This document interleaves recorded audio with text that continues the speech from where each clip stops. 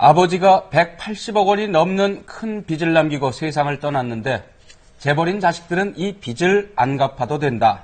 이게 뭔 말이야 하시겠지만은 바로 CJ그룹 총수 일가에서 실제 벌어진 일입니다. 네, 법원의 한정 상속 승인으로 아버지의 채무를 면제받게 된 건데요. 이 한정 상속 승인 제도에 대해서 이인철 변호사와 함께 좀 자세히 알아보겠습니다. 안녕하십니까? 네, 안녕하십니까? 보통 이 물려받을 이제 유산보다 빚이 많으면은 뭐 상속을 포기하겠다 이러지 않습니까? 그렇죠. 근데 이 한정 상속 승인하고는 어떤 차이가 있습니까?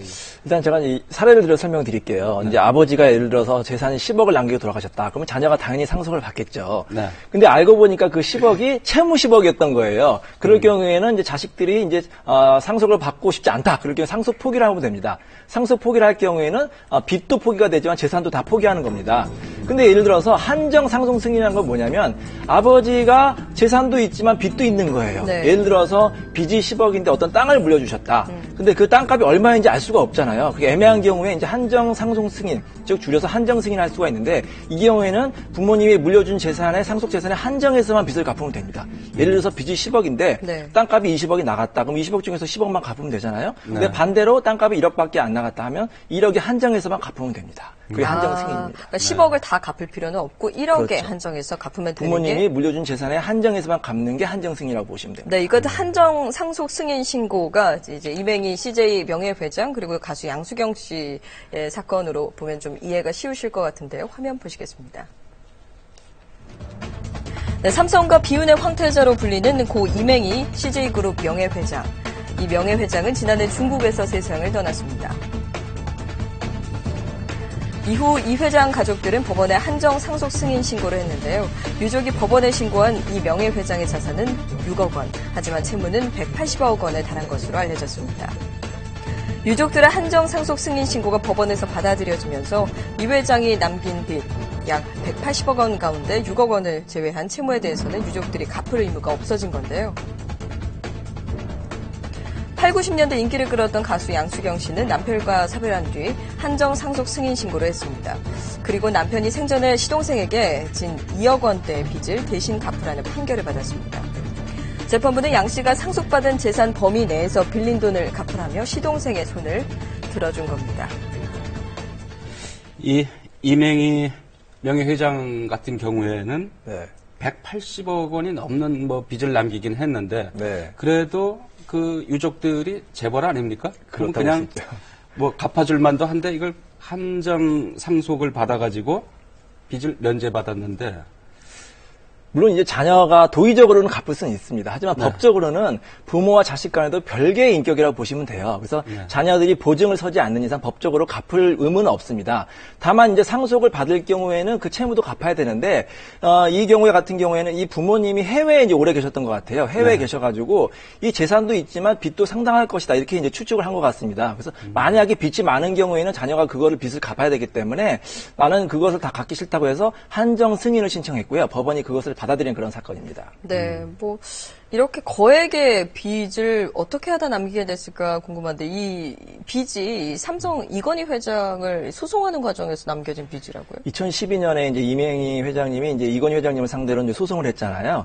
유산 상속 소송을 했는데 그 사건에서 1심과 2심에서 패소를 하셨어요. 네. 근데 그 소송에서 이제 소송 가액이 워낙 컸습니다. 9,400억 원을 청구해서 그 인지대와 변호사비가 무려 200억 원이 넘게 나왔다고 합니다. 이게 다 소송비라는 거죠? 그렇죠. 소송비가. 근데 그 소송비를 갚지 못하니까 그 채권자들이 이제 청구를 하려고 하니까 이 자녀들이 이제 한정 승인을 해서 이 빚을 다 못 갚겠다 이렇게 신청을 한 거죠. 네. 그럼 이제 채권자들 입장에서는 억울할 거 아닙니까? 그러면 이맹희 회장한테 이 빌려준 뭐 이 갖고 있는 이 채권은 받을 길이 없는 겁니까? 그렇죠. 원칙적으로 상속 포기를 하거나 한정 승인을 하면은 상속 포기를 하면 전혀 받을 수가 없고요. 한정 승인을 할 경우에는 상속 재산의 비율대로 받을 수가 있습니다. 하지만 그 채무가 많을 경우에는 그 채권자가 좀 억울할 수 있지만 나머지 채권 같은 경우, 채무 같은 건 탕감을 받기 때문에 다 못 받을 수도 있는 거죠. 그렇군요. 그러면 가수 양수경 씨 사례를 좀 볼게요. 네. 이 한정 승인을 역시 신청을 했는데요.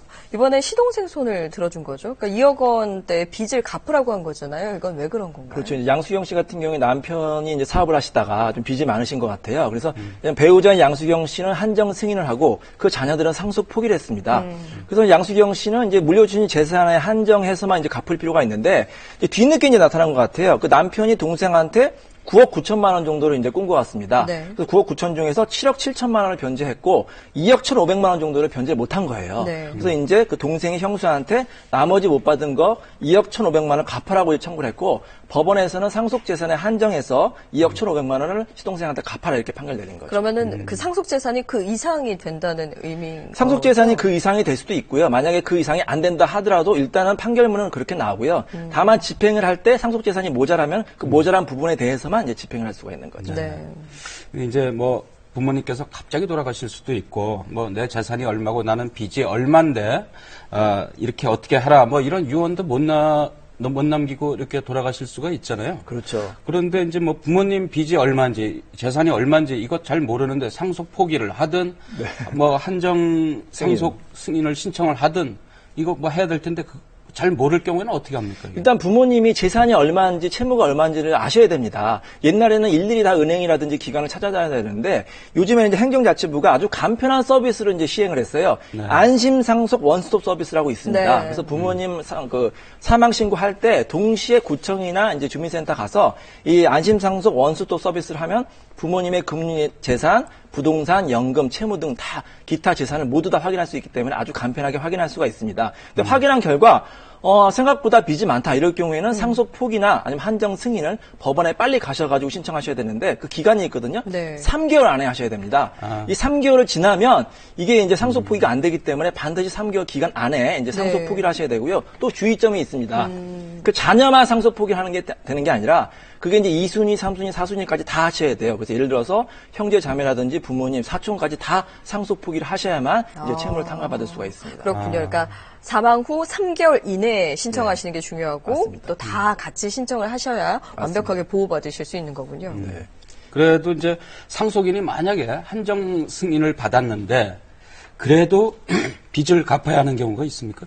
이럴 수가 있어요. 이제 상속 포기라고 한정 승인했는데 이제 부모님이 숨겨두신 재산이 있는 거예요. 그래서 부모님 숨겨둔 재산을 몰래 썼다, 아니면 재산을 고의로 은닉했다. 이 경우에는 이 상속 포기나 한정 승인이 취소될 수가 있습니다. 그래서 부모님의 빚을 다 갚아야 되는 경우가 있어요. 그래서 내가 이제 부모님의 빚이나 그걸 갚기 싫으면 절대로 부모님 재산을 이제 손을 대서는 안 됩니다.